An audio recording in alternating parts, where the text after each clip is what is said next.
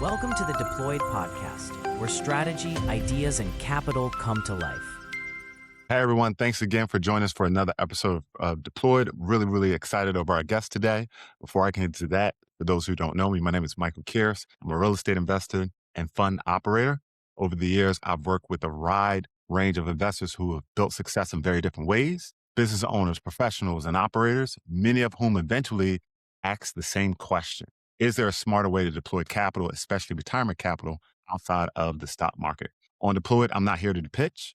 I'm here to understand how successful people think about capital risk and long-term decisions, and to explore how tools like the self-directed IRAs may fit into that thinking. Today, I'm joined by Carlos Parks. How you doing, Carlos? I'm outstanding. How about yourself? Always good, man. Thanks for asking.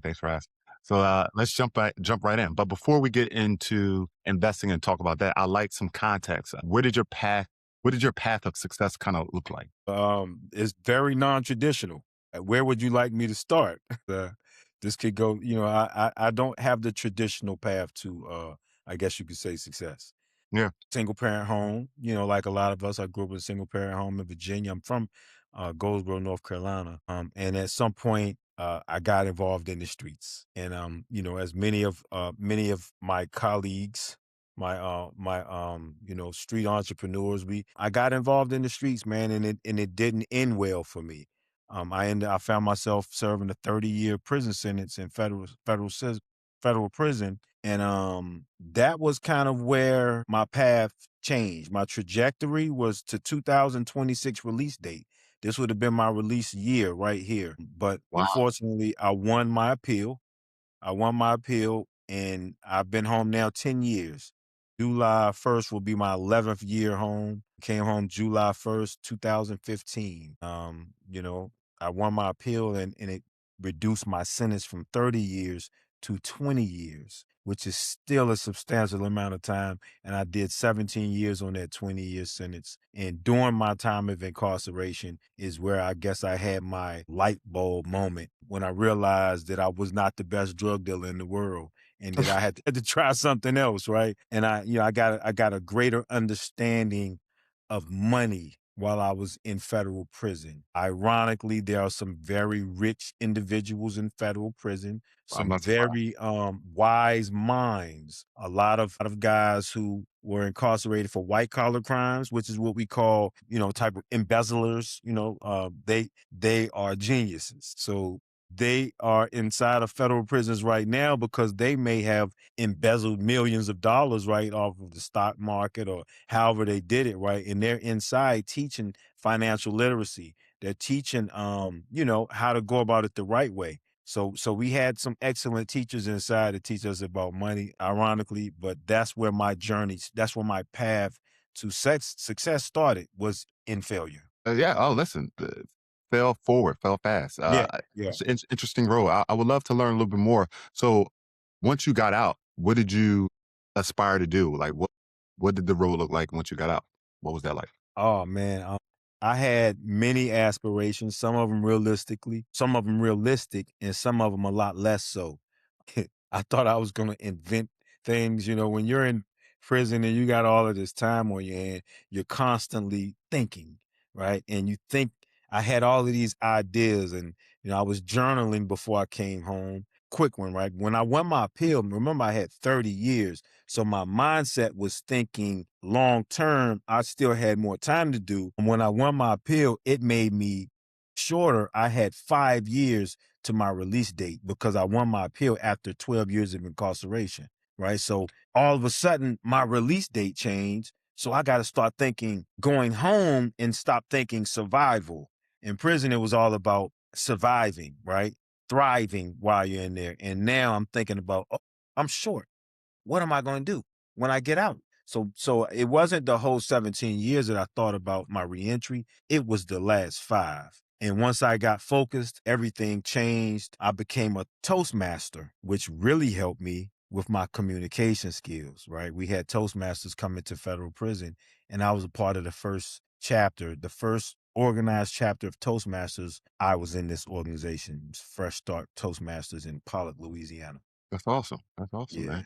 Yeah, I love Toastmasters. So I remember when I got my first role at a company as a project manager, I seen Toastmasters like the flyer, like in the bathroom, a bulletin board.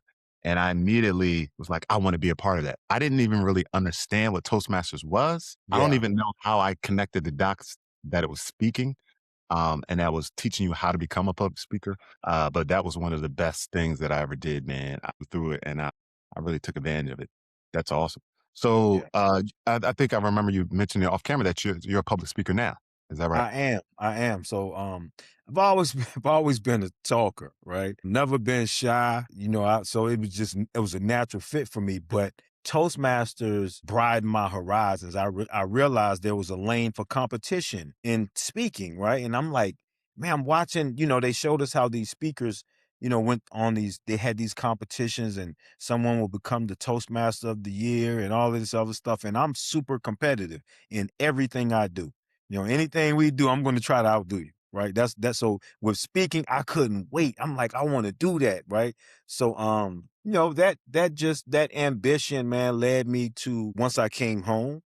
I wanted to speak. I just wanted to tell my story. I had an interesting story and I wanted to tell my story. So I would start telling my story to anybody who would listen. And that, propelled me into the school systems. I spoke to schools, prisons. I eventually was able to speak in prisons. But what really changed me as a speaker was, I don't know if you're familiar with an individual who was my business mentor. His name was Joe Dudley Sr. Joseph Dudley Sr. or Joe Dudley Sr. was the founder of a hair care line called Dudley Products. He came Okay. up under Mr. Fuller, and Mr. Fuller was like the mentor to Mr. Dudley, to Johnson's Products, Okay. Yeah. to Mary Kay. All of these people came up under Mr. Fuller, and my mentor was a speaker. He had given over 30,000 speeches. He was making 36 million a year with his company, had like a 500-man sales force selling his products door to door across the United States. And he was the one who changed me. I started going to these mastermind meetings at his house in Kernersville, and these mastermind meetings they blew my mind. And I learned that this is where Les Brown would come speak, right? There were all of these guys and they would speak and it blew my mind. So we started what we called the Dudley Eagle Speakers Bureau. And from that, I was just so proud to be a part of it. And it was a speaking competition that we held like every other week at Mr. Dudley's mansion, right? And I was a part of the first one, and I won second place. It was three of us, and the two young ladies I was in, one of them won third place. She's a mayor now in North Carolina, and the Okay. other one is working.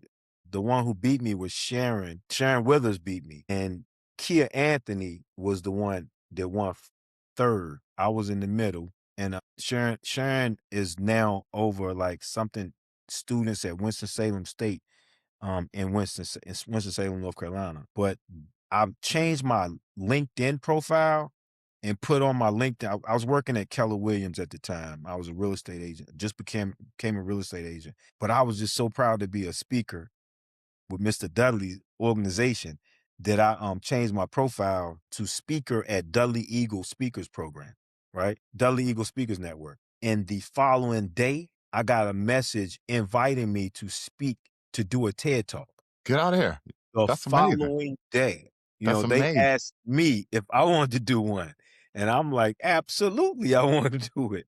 So So I did my TED. you're a TED Talk speaker. Yeah, I did a TED Talk in 2020. That's awesome, man. Yeah. That's amazing. That's amazing. So yeah, I want to talk more about that, and even off camera, I want to stick to goal here and educating our audience on how Okay. successful entrepreneurs think. As you became more successful, how did the way you thought about capital evolve? Okay. So that is perfect. So the mastermind meetings we had in Dr. Dudley's basement in his mansion, right? We had guest speakers come in from everywhere. Like Dr. Dudley he is well, he's passed now, right? He is a huge figure in so many people's lives that people would just come in to speak. And it was always about business, normally entrepreneurship, but we had people from all walks of life come in and give us, their spiel and their expertise on finance. A lot of these individuals were in the financial sector. They were lenders, and they were estate planners, a little bit of everything, right? We had all types of speakers come in. And that's where I became familiar with these IRAs and these self-directed IRAs, and we learned about trust, putting everything in the trust and how a trust works to shield your personal stuff and keeps you out of um Legal troubles. when someone passes.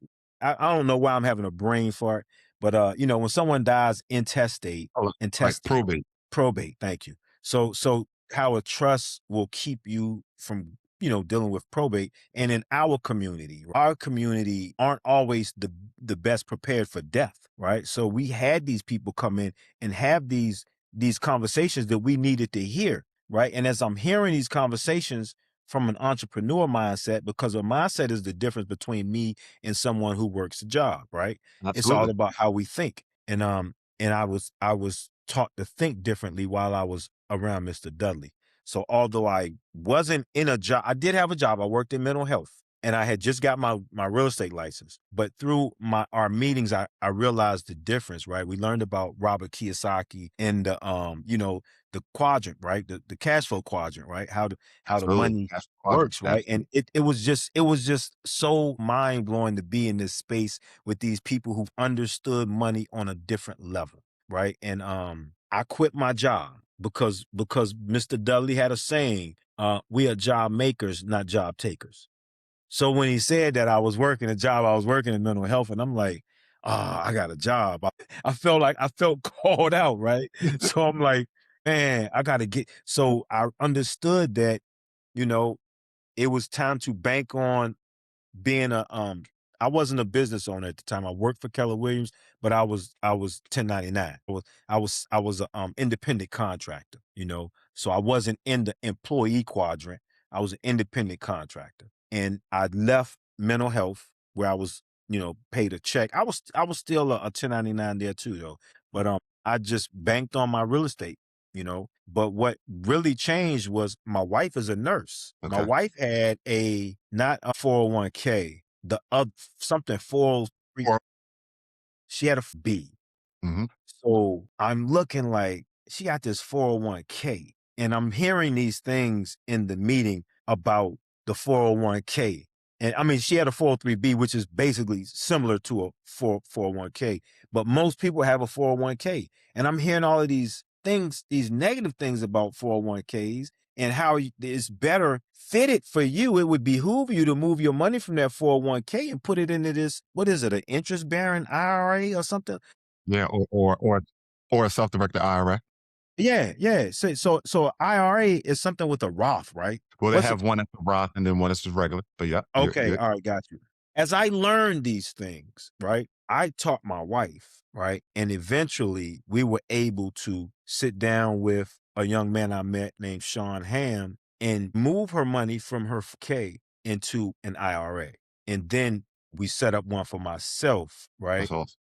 Because I get sizable transactions and all of that money, we've made our money work for us a lot better now, right? Absolutely. Yeah, man. So yeah, and I'm happy. You know what I'm saying? I bet you I'm are. I happy. can see it in Yeah, your face. Yeah. yeah. I'm happy, man. Like, like I can't complain, right? I can't complain. Like I'm extremely satisfied with where we're at now. I can imagine how powerful your speeches are, right? Because listen to what you've gone through, right? Someone that was doing some things that you probably weren't the most proud of, right? Ended up in a spot Absolutely that not. most people will Yeah. probably count you out. And then you're able to, get your sentence reduced. And then you get to hang and be around and absorb all of this powerful knowledge from these successful entrepreneurs who have the clues to success. And you were blessed to be in those rooms. So I can imagine, man, the stories that you could share, how powerful they are. What do you think separates people who accumulate capital from those who actually like deploy it well? The mindset is how they think. It's a simple. It's just how they think, man. Sometimes like, this is where communication comes in, right? You have to be able to paint a verbal picture for people so that Hmm. they understand it, right? Hmm. Because it can be a lot to swallow for some people. But if you are skilled in the art of communication, you can paint the picture for them so that they can't miss your meaning. They can understand it, right? And then you have to help them to get over the fear, right? Because there's fear with change. There's fear with change. There's fear with trying something that you're not told about. They don't talk about this in school. I never Uh, heard about an IRA when I was in school, right? nope. Never heard about it. All I knew about was working. School prepares you to work, right? Exactly. It prepares you for a good job, right? So you're not in school and they're telling you how to start a business, right? Oh, let's set you up a 501 what is it, 501(c)(3) or 3C. I got one, a 501(c)(3) nonprofit, right? Yeah. Set up. I've learned so much about how to, escape taxes, write off things and everything, right? And it's not against the law, right? It's just that rich people know how to do it and poor people don't. So who do I want to be around, right? I was taught to change my circle, and I changed my circle substantially. I'm And no look what happened. longer in, people can, hey man, you don't come to the block no more.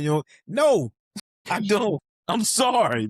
Like, I'm sorry. I love y'all. But man, if you gonna stay there, that's where you gonna be. I'm gonna be over here, right? Because they eat better over here, right? And yeah, no, and they teach you how to eat, right? Yeah. So I'm around people. I mean, I'm not trying to be funny, but I don't really indulge individuals who aren't talking about money, how to maintain money, like that's just where my mind is at, right? So it's just a mindset change, right? So and I hate to like talk about this, but income tax time is coming up, right? Absolutely. And we have a lot of people in our community who are going to get nice checks, right? Yeah. $5,000, $10,000 checks, right? Back from income tax, right? I'm not one of those people, right? I mean, So we pay money. yeah. So when you get to a certain point in life, right, you owe them. At the end, I can write off all I want to. If I break even, I had a good year. You know what You I'm had a saying? Like, great year. You did it right. Absolutely. that's the goal. If I can just break even, if I don't have to come out of pocket with anything, right? So I look at the way we think, right? And the community that I left from, right? I'll say that. The community that I left from, because I was part of that. I'm from the hood. You know what I'm saying? I'm a PJ boy. I just stayed in all the projects. You know what I'm saying? So, it is what it is. I'm no longer there, right? But that's my community. That's used to be my community, right? And the way that the young ladies think, the young men think, they're gonna get that money and they're gonna go buy a lifetime supply of crab legs. They're gonna go Mm, to Jamaica. They're gonna take a little trip to Jamaica. A few of them gonna go get butt lifts. You know what I'm saying? Like so they're thinking about spending that money. yeah. I was taught by my mentor to make your money work for you, Yeah. right? So once I learned that simple logic, right, making your money work for you, it changed my life. I was used to what we call chasing money, right? So I was always chasing money, and Mr. Dudley called me on it.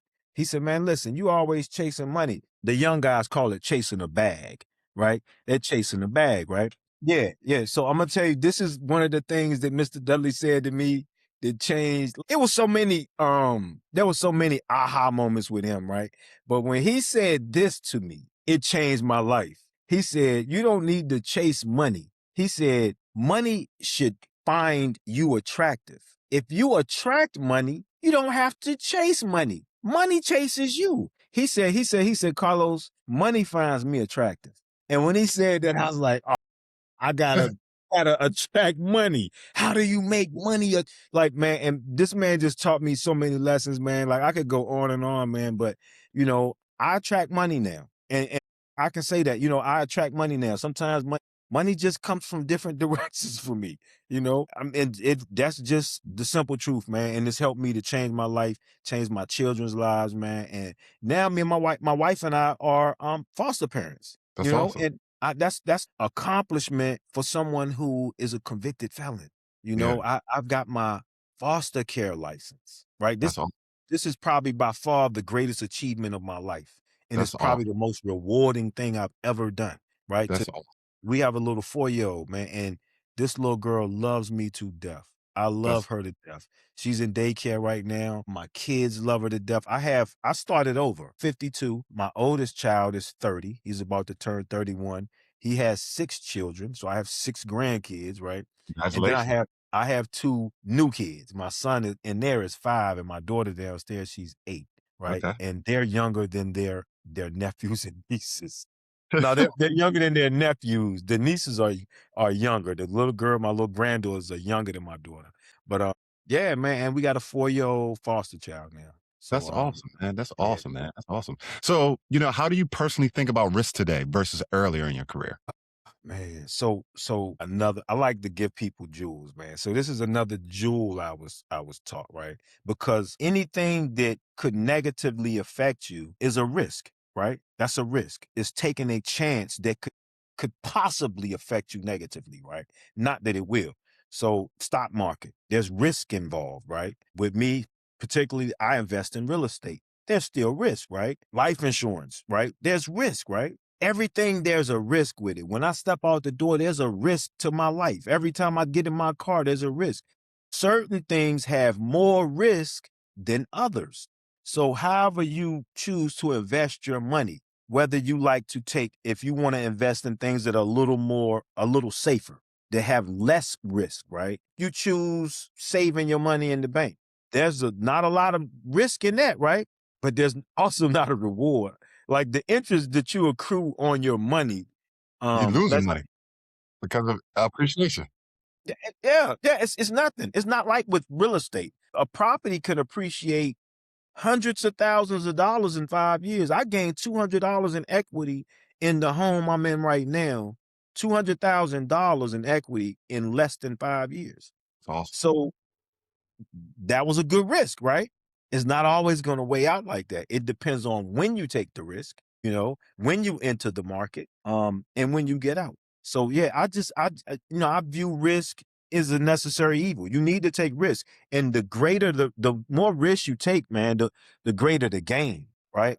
Should be. It's The greater gain it should should be. be, Yeah, yeah, the the greater. greater gain should be. Yeah, thank you for clarifying that. Absolutely. Yeah, so it's like with investing, they have when you invest in the stock market, they'll tell you they're like 3 tiers, right? This bottom tier is less risky, you know, but it doesn't pay off as well. You're not investing as aggressively, right? You're investing in, IBM and Walmart and all these safe bets, right?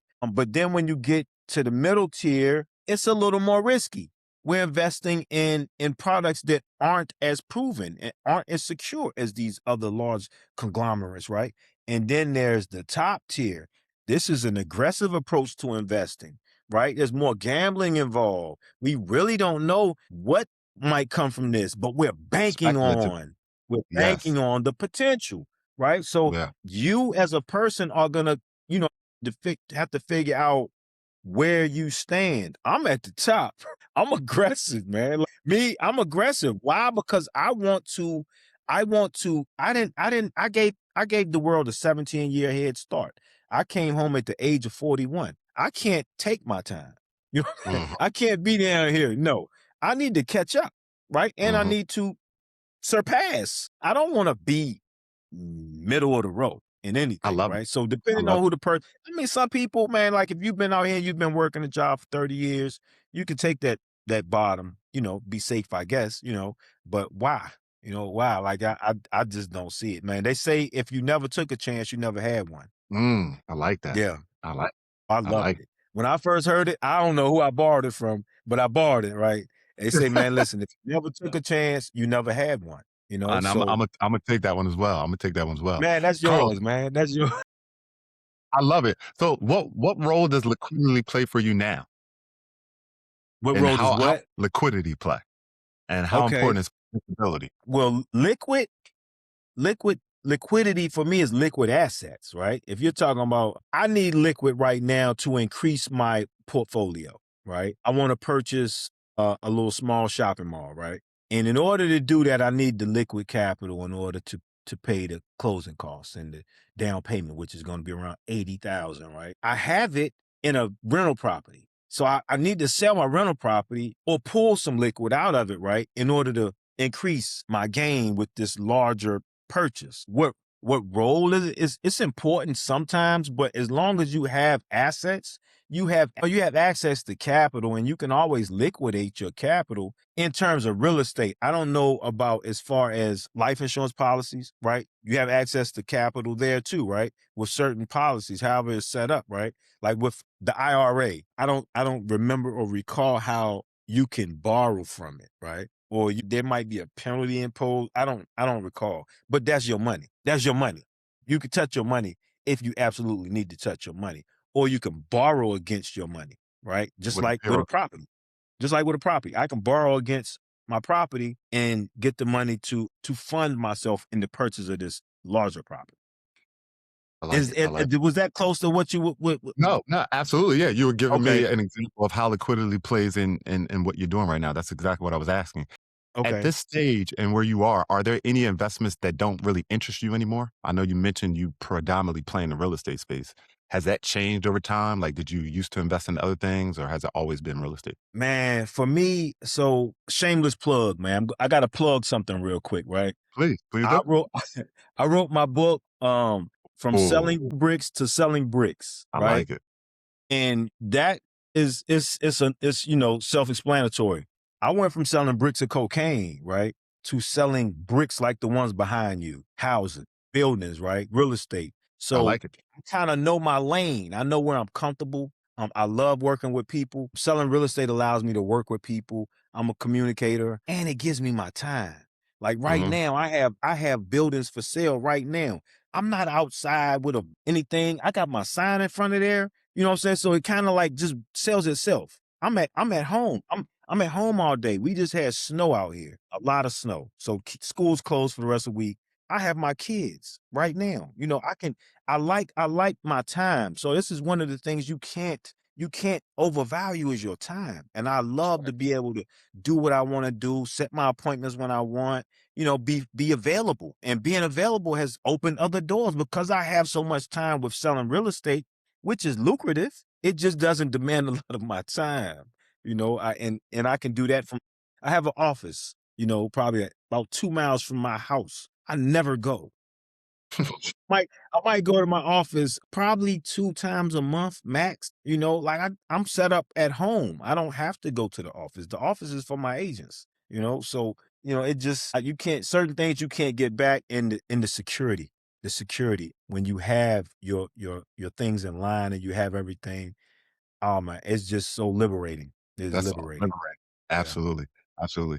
I love it, Carlos. How do you decide when something is worth your attention? Man, to be honest with you, like everything has my attention initially, right? Initially, everything has my attention, but I'm very quick to determine if it doesn't make money. If not, no, no, I'm gonna take that back. I'm gonna take that back because it's not always about money for me, right? So for me, I'm an empath. I'm an empath. So I naturally feel for other people. If you're going through something and you tell me, man, you just put that on me now, so because I'm an empath, things fall in my lap. And once I have knowledge of what's happening, I have to do something to help. And I didn't say this, but I'm also the director of communications for a television network. It's called Fifth Sun TV. We host podcasts like yours. We're on Roku. We have an app. And we're new, right? So I'm also an adjunct professor. I teach reentry for Durham Tech, which is in Durham, North Carolina. I teach in a Yep. prison. I'm teaching a Okay. prison. I teach Orange Corrections, right? I do a little bit of everything. I wear a lot of hats, right? I'm on a couple housing teams, um, on board of directors in Winston-Salem, the Twin City Housing Commission, and the Happy Hill Neighborhood Association, right? And all this is because I have the time. And then I also speak. I also speak for free, right? At a local halfway house. I speak to guys coming home from incarceration. I do a little bit of everything. I mentor guys. I mentor girls. I mentor kids. Man, I do everything I can because I feel like I owe, right? I feel Mm, like if you've done damage to your community and you really want the universe to forgive you for what you did, you give. You mm. give. So I don't just make money. I do that. I make money. I love money, but I love giving as well. I So I'm like not that. a philanthropist because I don't have that type of money. But if time is, I mean, if my time is a measure of what I give, then I'm a philanthropist. Thanks for sharing that. I want to switch gears a little bit to the retirement accounts and mainly the self-directed IRA. I know you mentioned you know a little bit about it, and being in that room, I know you've came across so much more than most people would ever hear in a lifetime when we're talking about some of these non-traditional ways, right? That's the cool Yeah, thing about being absolutely. in the room and changing your mindset. You learn about these non-traditional ways of things that you could do things. Before our conversation, what was your mind, or what did you think about like retirement accounts? Did you think that they had some type of limitation? I know you mentioned you was taking some of that information and educating your wife. Can you Yeah. share some of the things that debunked some of the things that you were learning once you started learning about it? So to be honest with you, because I never worked. Well, when I was a kid, I had those little summer jobs. I worked at I had like 2 jobs in my life, right? Before I got involved in the streets or whatever, right? So I didn't really know much about retirement. I knew it was about working and over the time you work and they give you money when you retire, when you stop. I didn't know where the money came from. I didn't understand retirement until I got older. And that was through looking at my wife's retirement and how she was so proud of her B. What is it again? Yeah, Something like that. 403B. Yeah, she was proud of that, right? Because whatever she paid into it, they would match, right? Hmm. And I thought that was cool, right? I'm like, Yeah, okay, it they sounds match. cool to everybody when you first hear it. Yeah. Exactly, right. It sounds cool, right? But as I became more educated, man, in that basement, man, when we had these, I would be in conversation. I would be in these speakers would come in, and I would just wish my wife was there. I'm like, oh man, why you ain't come? They was talking about because it took a lot to kind of change how she thought about her 403B. All right, when I brought Sean in to talk to her about it, because I don't have a retirement account. For me, my foot is on the gas when it comes to making money because I'm starting so late in life, right? And I knew retirement wasn't an option for me.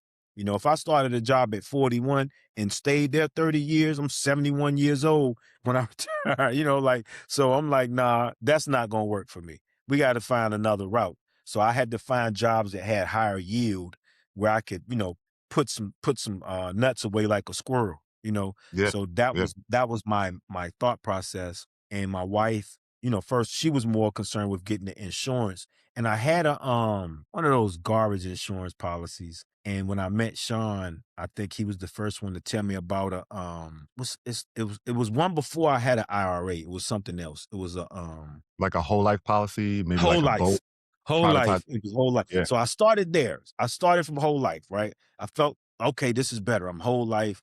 And then I started hearing, hold up, there's things out here better than whole life. And that was when we started talking about the IRA and the Roth. I can't remember the names of them. I remember the IRA.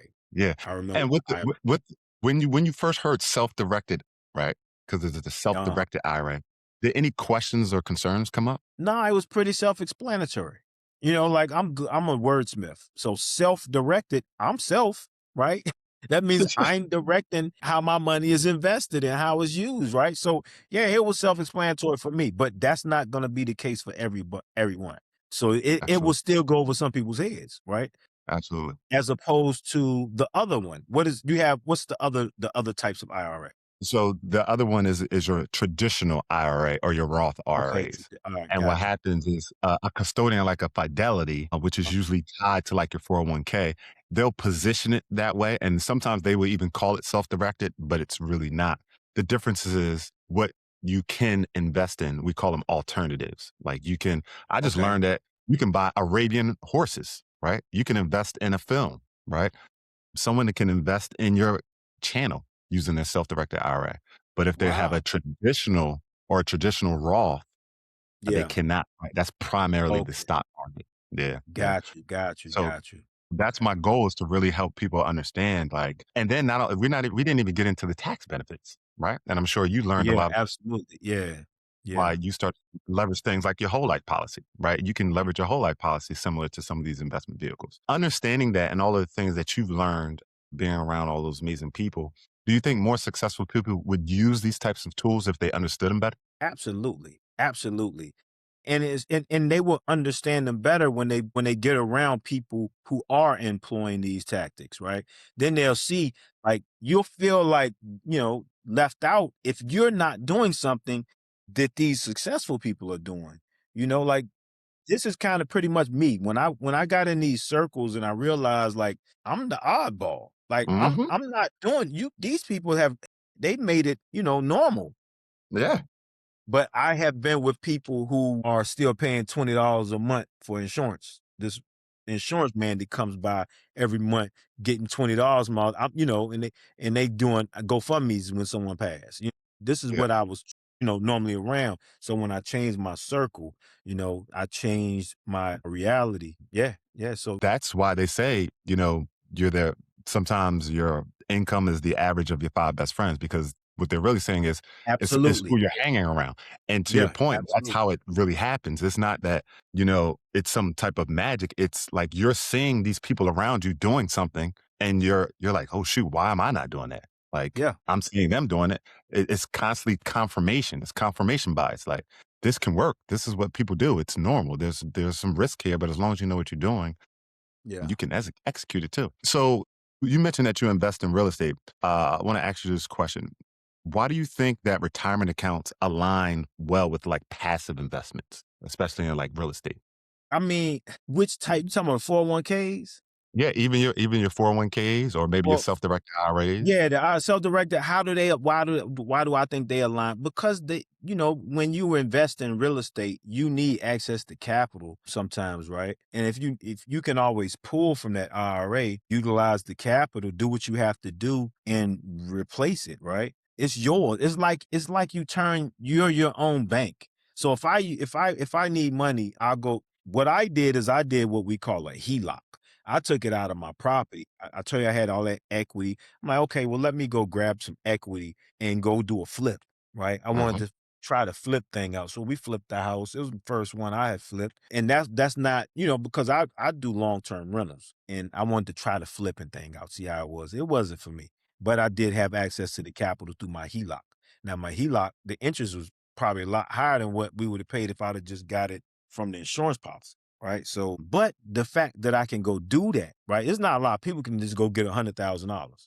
Right. So Absolutely. I'm like, oh, I need 100,000. All right. It's not a lot of people can go pull that type of capital. Right. So Right, right. with real estate, it allows you to go pull the type of capital you need. With your IRA, it allows you to go pull the type of capital you need to, make your money work for you even more. Because like I'm aggressive. Like I'm not, if I buy a rental house and it works, I'm gonna buy another rental house. And if that won't see, I'm gonna buy another rental house, right? So copy, rinse, repeat. So like everyone's not aggressive, I'm just super aggressive. Maybe because I have to be, right? But maybe because I didn't have a head start. I had to start way behind, and so in order to catch up with people, I gotta run harder. So I gotta take more risks, and they don't always pay out. I'm not gonna like lost. I started a trucking company. It didn't do well, but it was an investment.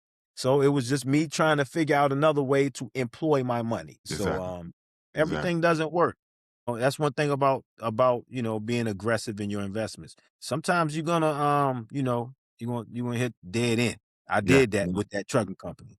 Yeah, absolutely. But you learned a lot, right? I learned. Everything is a learn. It's not a loss if you learn, right? I Exactly. definitely learned a lot, right? I Yeah. learned to stay away from trucking companies. So it wasn't for me because they required too much time. And Yeah.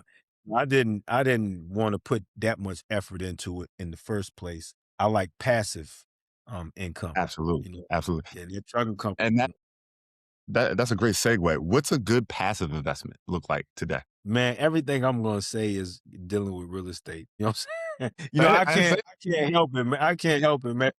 For me, a good passive investment, man, is a rental property that pays you $30,000-$40,000 a year, and you ain't gotta do nothing but accept the checks. So Yeah.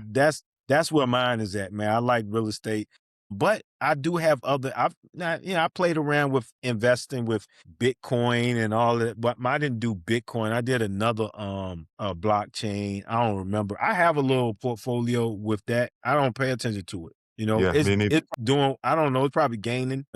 Passive is, being able to go in and be like, oh, my money went up, right?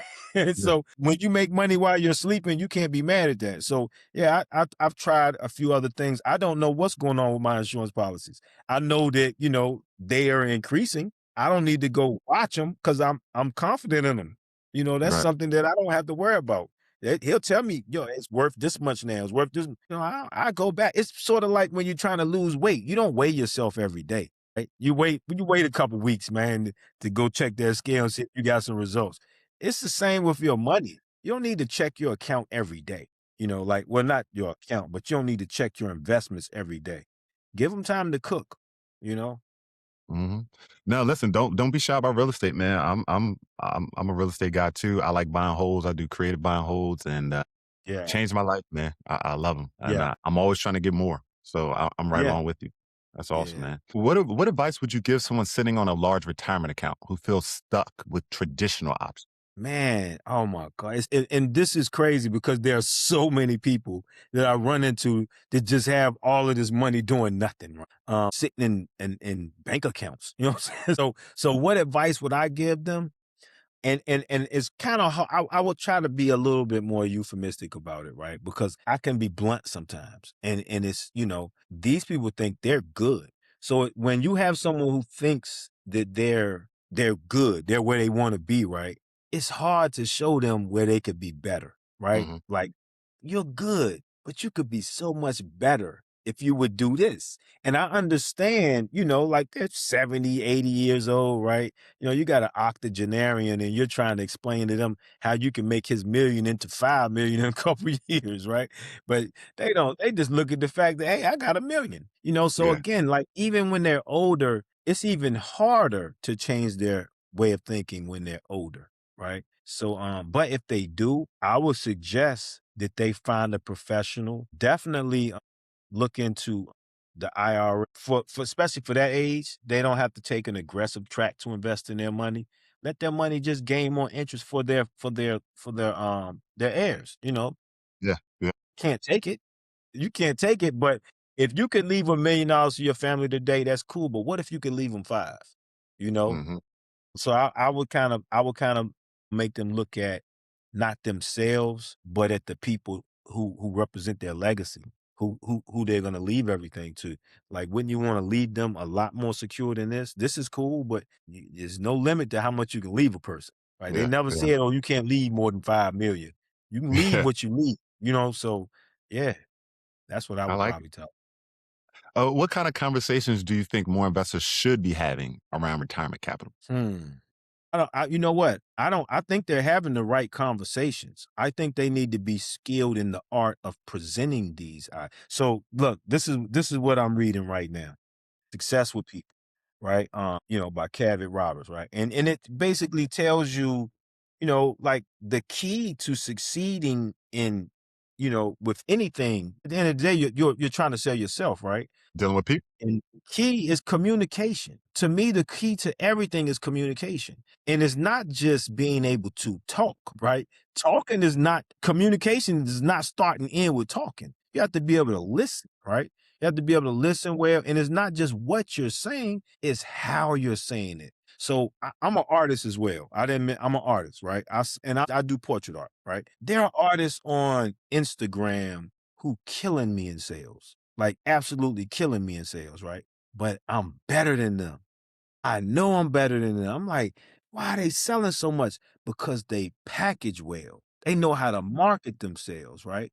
And I Yes. think that's the same thing in in what's the finances? What would you call that? That Financial in the financial planners. world, literacy, financial planners, Yeah, yeah. absolutely. So Investing, the problem yeah, there is not what they have for sale, is how they're selling it. They're not all skilled in communication, right? You are an exception to the rule because you have experienced Toastmasters, right? You spent some time perfecting that, right? But what I find is a lot of people from that banking world, right? The numbers guys, right? They aren't the best communicators, right? They don't, they say that to them, they're saying it clear. You know what I'm saying? To yeah. them, it's clear. But Speaking to the logic, yeah, receive, yeah, oh yeah, to them, it's, oh man, I said it exact. No, but to the receiver, you got to pay attention to who you're talking to, how they speak. If I started speaking to you in Spanish right now, you're not going to understand me. It's the same thing when a numbers guy starts talking numbers to me, right? Listen, man, you're talking a whole nother language. I need you to break that down and simplify it so that I can understand. So I feel like, no, the conversation is cool. It's how they're packaging it, how they're saying it. Man, well said. Well said. I have I coach real estate investors, Okay. and one of the biggest challenges for most of them is me teaching them how to raise money, right? And I Mm, always tell them that if because what I do is unorthodox and more complex when you talk about real estate investing. But I tell them okay. if you can get good at communicating as if you're talking to my 9-year-old, you got Yeah. it. You Yeah. have to be able to break it down in layman's terms and meet them where they at. And that's why I've had the little bit of success that I've had. Cause like you, like I learned how to communicate, right?